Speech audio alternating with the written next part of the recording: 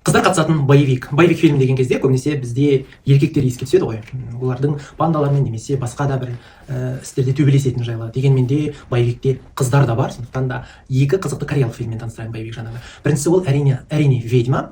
Бұл жерде ол үлкен бандада кішкентай кезінен бастап өсіп жатады қыз, содан бір күні қашып кетіп, өзінің енді отбасы болады.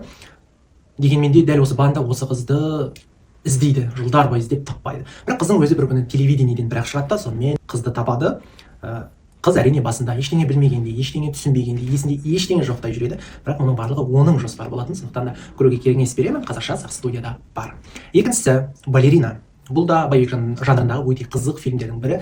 Басты рөлде ойнаған актриса дәл осы фильмде маған өте қатты ұнады. Бұл жерде оның құрбысы болады, балерина, бірақ ол хат қалдырып өмірден өтіп кетеді, мен үшін кек алшы деп. Сонымен осы құрбысы қару іздеп, жаңа қызға құрбысына тиіскен адамдарды, оның өліміне себепкер болған адамдардың барлығынан кек алатын болады. Өте қызық. Бұл да қазақша Сақ студияда бар.